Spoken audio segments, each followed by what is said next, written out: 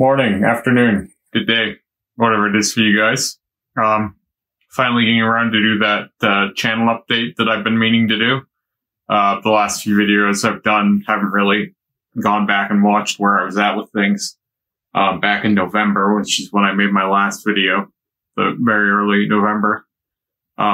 So today I wanted to kind of recap all the stuff that I've done since the last videos were made. And not the least of which, we'll start with when I made my last video, I still hadn't got my head touched up. So we did touch up my head. It took 2 sessions. Overall, not painful. I always say it's kind of like getting your head shaved. They do bleed quite a bit, which is part of why it needed to be touched up. Also, I had dyed my hair. I bleached it and lightened it a bunch the last time I had hair.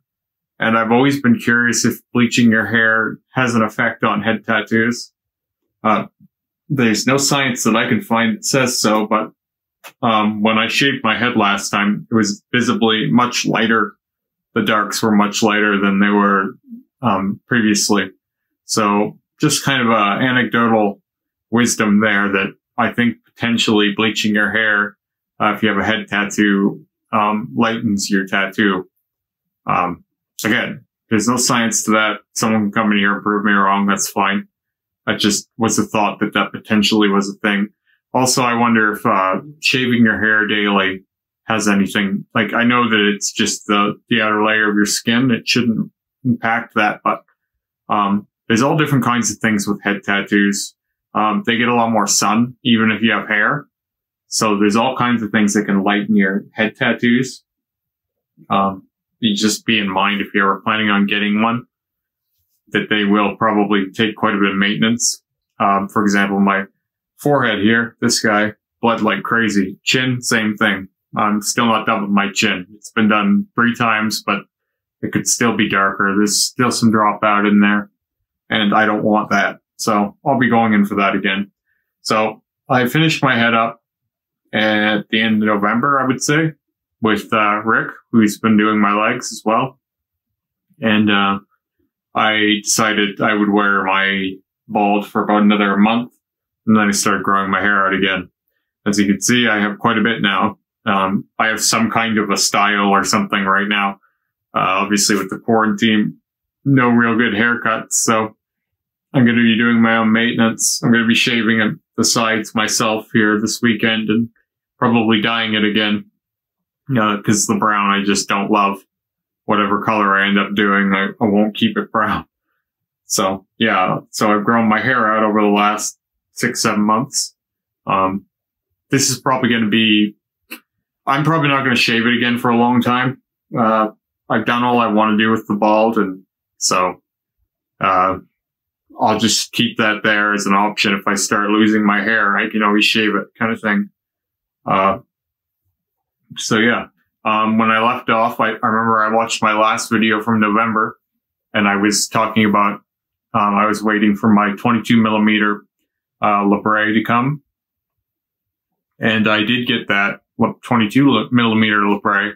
But again, it wasn't big enough, as I speculated it might not be, in the last video there in November. So I ended up ordering 24mm Libre, and I'm wearing that now. And I had it made slightly different. I had the wings wider, so they come out farther, and they're just set in just a little farther, like angled back, so they don't dig into my lip, because I have a fairly thick lip. And they're angled, curved, and wide, so that they still kind of clip around my teeth, so they're not clicking with my teeth when I talk. When you get into big Libres, custom-made pieces they're a bit of a trial and error. So this one still isn't perfect. It's still a little bit too wide on the inside. So I might have gone a little too far with how wide I made the wings. So I have a 26 that's been shipped out. It shipped out yesterday. I'm quite excited for it, because especially with no tattoos, any bit of body mod progress is appreciated right now. So that should be here within the next few weeks. that piece's wings are a little bit more narrow. They're tilted back as far, so they still won't dig in, but they're just about, I think they're a millimeter or half millimeter less wide, more narrow. So we'll see how that works. This one took a while before it felt comfortable. It actually does feel really comfortable right now, but at first I had some bruising on the left side of the inner lip. I wasn't sure if that was going to go away or not. I tried all kinds of things, but yeah, there was some discomfort there. It wasn't anything like that interrupted my speaking or my eating or any other daily activities, but there was bruising there that I wasn't loving. And I'm happy to say that I've stopped drinking coffee over the last few months. And it seemed like the acidity of black coffee was actually irritating my inner lip a little bit. Again, I don't know the science on that. I could be crazy, but it's the one thing I haven't done since I've stopped working. I haven't drank coffee since I stopped working. I've just been drinking green tea again, which is, I always drink green tea, but I got into drinking a black coffee every single morning just to start my day. And I haven't done that in it's been about as long as I've stopped drinking coffee that I haven't had that irritation. So there's a little anecdote. Another one was, I think I had just stretched this guy to 12 millimeters and I had just a regular shape in there. It was just a regular, post, whatever, with an O-ring, circular. And, just a couple months, I would say maybe January, I switched it to an oval shape. It's not a wide oval, but it is an oval. See? So I find the oval is quite a bit more comfortable even in the Medusa or the Philtrum. I just think it works with the shape of the face better. So yeah, it's 13 millimeters now, up from 12. And those suckers hurt to stretch. As I've said in a prior video, I really don't like stretching my Philtrum. It's probably the most painful stretch there is. For me anyway. I mean, that's going to vary person to person. So, I haven't decided whether I will, again, increase the size of that, because there's quite a bit of muscle connectivity in between your septum and your Philtrum. So, for example, if I stretch my septum, it's sore in here and vice versa. And there actually isn't that much room in between my septum and my Philtrum anymore. So my septum is right here. My Philtrum's right here. So if this gets much bigger, my nose is going to be kind of like this with my septum or with my Philtrum. And I'm not sure that that's either a look I want or a feeling I want. Like when I'm talking, to feel my Philtrum knocking up against my nose. So, if I do stretch that again, it'll be one more and done. The Libre, this is the goal size. I've talked about not setting goal sizes, but I think that, this time, just because of the complications in finding, comfortable fits, I'm going to probably rest it at 26 millimeters, same as I've done with my septum at 20 millimeters. And just work on other projects in the meantime. Which brings me to my next point is, after we touched up my head, we had some unfinished business on my chest. I touched up the eye itself, the teeth around it, and the skulls here. They're quite a bit nicer now. I had complained for months about them not quite fitting anymore. We did the skulls in one session. We did the top row of teeth in another session, and then the bottom row. And the top row was really easy, and so were the skulls. But the bottom row of the teeth, I don't know if there's just a lot of scarring in there, but what we did to try and bring them back out didn't work so well. It worked. I shouldn't say it didn't work so well, but what I mean to say is it didn't take it very well. So there's a lot more work in there than it even looks like there was, because a lot of it was changing the color, and so going over things in white, because there was quite a bit yellow in the teeth, and I didn't want them to look so gringy anymore. I wanted it to be very white, and white against black, right? So they pop better. But there's quite a bit of scarring in the yellow, so in that lower row of teeth, there was a lot of bleeding and a lot of pain, and there's some real scar in there. And that might be the last time I ever work in that area again. I mean, unless I end up blacking out everything one day, which I'm not real sure I will. Really. I'm pretty confident I'm going to keep all of what I've got left up here and just kind of keep working on it. Like, I still think the eye can be a little bit better than it is. And, I'll keep updating that as I go throughout the years, I think, just picking away at it. So yeah, we did all of that, kind of finished up. We had this, ring still visible here, like the ring from my old neck tattoo just didn't want to go away after 2 passes, blackout. So I had Rick, re-black my neck and, jaw area, just kind of solid it up a bit. So that 3rd pass killed. Like, you won't hear me complain about pain very often, but, I just think my neck has been tattooed too many times. It's just got so much scarring in it, and the skin is just so wrecked that, like, I pretty well couldn't deal with it. I got through it. I'm not going to tell you I didn't make it, but, it was probably one of the most painful tattoo appointments of my life. Just sitting through getting this all blacked out a 3rd time. In my head, I was pretty well done with it the whole time, like start to finish. And there were points at the end when it was agonizing, but that's what you do, you know, you deal with it. So that ring is gone now, thankfully. But again, this chin needs to be darkened up. So that's another thing I would like to do. So after that, I had a few more appointments with Lee. We finished up my butt tattoo. That was great fun. Seriously, wasn't too bad. The only part of my butt that was bad was the crack, and that I discussed in an earlier video. We just connected the sides of my, sides in between the front and back. I just went full black. And made a much more finished piece because right on the hips, there were these kinds of gaps that needed to go. And I didn't want to fiddle with anything crazy. Like, I've got filigree on my butt already. So I just went, wow, let's just connect it all together with black. There's a good chance my ass will be black one day anyway. So, you know, why bother with more design? So yeah, we did that, me and Lee. And then we did my armpit again. And, because we had that moon still visible, the halo. As you'd see, like, you're still going to see a little bit of halo. But for the most part, the halos are all gone in there now.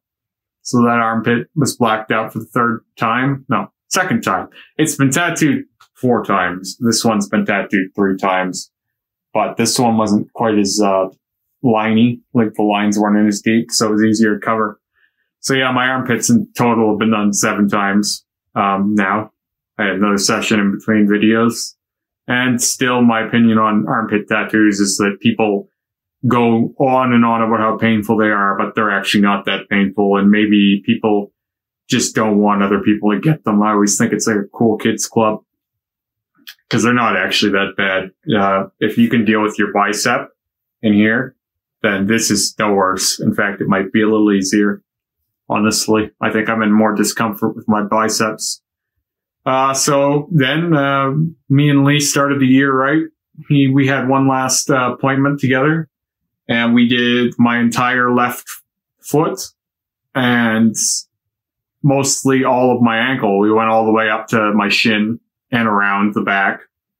And, I sat through the pain easy. The pain actually wasn't that bad, but we did too much. Sometimes, as I've said before, you can sit through more pain than your body can heal for.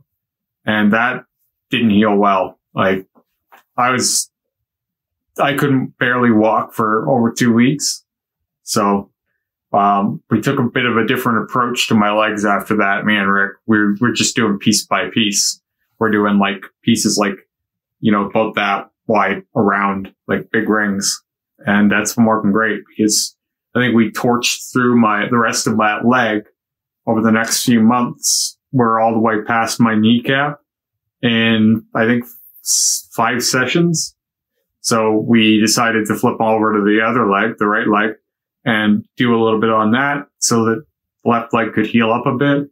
And we got 2 sessions in, and we had 2 more. And then last week we would have been blacking out my right foot. So I would have almost been where I am with my left leg by now.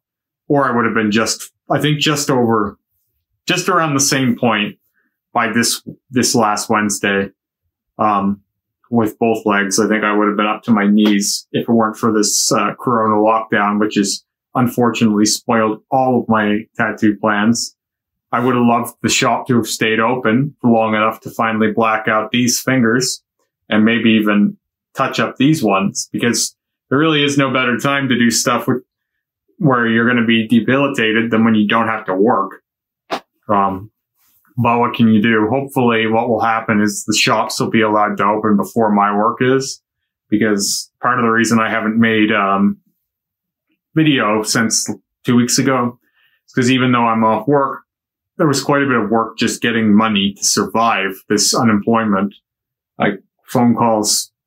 I was on the phone yesterday for 6 hours, the day before 6 hours, just on hold and trying to get through and kind of racking my brain, getting bills deferred and all that stuff. So it's been rough, but, I am really looking forward to getting going again. I was getting a little burnt out anyway with tattoos, but I was inspired because I seen the light at the end of the tunnel. But now I'm sitting here on the bench going, there's so much I wish I could be doing right now. And I even wish I had my own tattoo machine. I had a guy offer to make me a custom tattoo machine, and I turned him down. This is probably 4 weeks ago. It was going to be like an ephemera Remy tattoo, like solid black on black, everything black. And it probably would have been a novelty machine, like not that great, but, I still should have, I should have accepted it, because if I could have got a hold of some ink, I know how to set up a sterile setup. I could have been working on, even if I just blacked out a finger a day, it would have given me something to work on while I was on all this downtime. But should, but didn't. So no use crying over spilled milk. Suffice to say, my inspiration for getting tattooed and finishing up this blackout project has never been greater, because now I have this unconnected leg. I've got 2 big black patches on my right leg that aren't connected because we were doing it in pieces. So we were going to come back and get that piece in 2 weeks once that bottom and top part were healed. And that's the right way to do it. But who could have seen this coming, really? I mean, we were doing everything the right way. As I said, we were picking away up these legs, like methodically, and we were going quick. And it was satisfying to see it, because there wasn't going to need to be a lot of touch-ups this time. My legs aren't as saturated as my arms were, so it wouldn't have been banging away at it for months. We were chopping through it quick, and even my kneecap barely has any dropout. There's like 2 spots where you can see any skin that isn't fully saturated. So, yeah, I guess that means when I do get back to it, it'll only take me a few months to finish. But projects like my hands, again, and my foot, those require time off. So it's going to suck having to take more time off to heal that after being off work for so long anyway. But what can you do? That's life. Another thing is I got teardrops for my second lobes. So those are pretty cool. I like those. I finally got this sucker up to 20 millimeters. My top cartilage on my left. Or I guess I only have 1 cartilage piercing on my left ear. But yeah, that's the 20 millimeter now. So that's huge. I don't think I'll go any bigger than that. It's getting harder and harder to do. Like it took me 3 separate attempts to get to 20 millimeters, where I had to, even one time I had to go back down to 18 millimeters because it got so angry. So I think I'm pushing against my limits there. I know there's space to go farther here, but I don't know if this ear's willing to go farther. This ear's retired at 18 millimeters because there's not a lot of skin left, and it's been stretching more outward than inward. And you can even see when you compare them, there's much more tissue in the left ear. Obviously, as I mentioned, I've been working on my conches. My last of my video, I just got them pierced. This one is now at, they're in between sizes. So I would say it's at 5 gauge. This one, I'm not actually sure though. It's in between. It's either 5 or 4. And then this one is straight up 6 gauge. So this one's lagging behind on purpose because I only have so much stretching kit. Like I've got 2, but they're all kind of all over the place. Like I've got it all sorted these days, but it seems as if I lost a piece at some point. So, I'm kind of lagging one behind the other so that when this one is, say a 4 gauge or a 3 gauge, then I can move this one up to, 5 gauge or 4 gauge, right? So, eventually when I get into the bigger sizes, because these are still baby sizes as far as I'm concerned, I'll want to get them both up to the same point and leave them, and then up to the same point and leave them. But that'll be a bit of time yet, because I'm not even looking at potentially even taking breaks stretching until I'm into, 10 to 15 gauge kind of area. Or not gauge, sorry, millimeter. The goal size for those is 16 millimeters. And I set that as a kind of reasonable stopping point because by the time I get there, who knows, maybe I will feel like going farther than that. For now, that's just kind of the base of it. That's the lowest I'm willing to go to. But I'll have to see what kind of complication I get into stretching them. So far, they've been really, really easy to stretch. They don't get that sore. They don't get that, swollen. They don't get that like red and angry. My ears are always a little pink, but that's because I'm mostly really pale complexion. But, yeah, conch stretching's been really, really easy, even as far as, cartilage goes. It's been easier than the septum and it's easier than the helixes. So these ones. These guys are harder to stretch by far than, the conches. Conches seem to like it. They seem very receptive to it. So yeah. I think that's pretty all-encompassing of the progress I've made. I mean, to go individual appointments, I'd say there's probably been, what did we go, 1 a week for we'll say 6.5 months. I think I've probably had around 30 tattoo appointments because I doubled up a few since the old videos. And I just wanted to do this update before I moved on to any more stories or any more kind of progress that I'm going to be making over the next few weeks, because I'll be doing a video when I stretch my conches again and different things like that. But I just wanted to wrap up what I've been up to for the last 6 months. And yeah, lots of changes. Like, even if you go back and watch my last video in November, I look even quite a bit different now than I did then. I didn't have these. I didn't even mention I got my face finally tattooed, but I was talking about extending the jawline tattoo in the last video. So that was well established that I was going to do it. But yeah, this has been one of the more satisfying tattoos that I've had, is raising the jawline and connecting all that weird stuff that was going on underneath. So yeah, before this video gets to half an hour or longer, I'm going to wrap it up because I tend to rant.